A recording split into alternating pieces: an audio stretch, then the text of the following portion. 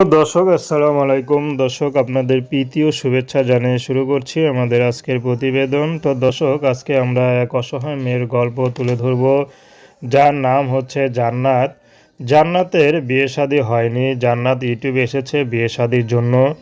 জান্নাতের বাবা ছিল, বর্তমানে বাবাটা নাই। জান্নাতের মা আছে, ছোট একটা ভাই আছে। তো জান্নাতের বাবা আগে একটা দোকানের বেকারি ছিল। সেই বেকারি থেকে ভালো টাকা ইনকাম করতো। তো জান্নাত দেখতেও ভদ্র, মাশাআল্লাহ, পোশাক আশাকও ভালো পরে।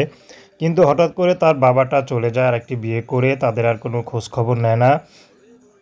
এমতো অবস্থায় তারা খুবই কষ্টে পড়ে যায়, কারণ তার মাও কিছু করতো না। জান্নাত তো পড়াশোনা করতো, কিন্তু পড়াশোনাটা বন্ধ হয়ে যায়।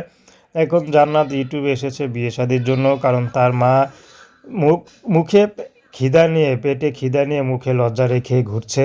কারণ কি করবে, তারা যে পরিবারের জন্ম, সে পরিবার থেকে কখনো কারো কাছ থেকে হাত পাতেনি, উল্টা মানুষকে 2 টাকা সহযোগিতা করেছে। সেই পরিবার যদি এখন মানুষের কাছে হাত পাতে, তাহলে তো সবাই খারাপ বলবে।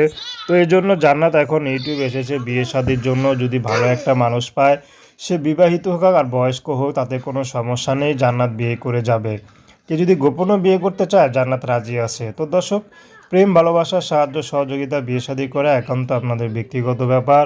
আসুন আমরা 5 ওয়াক্ত নামাজ পড়ি, সর্বদাই দেশের সেবা করি। আসসালামু আলাইকুম রহমতুল্লাহি বারকাতুহু।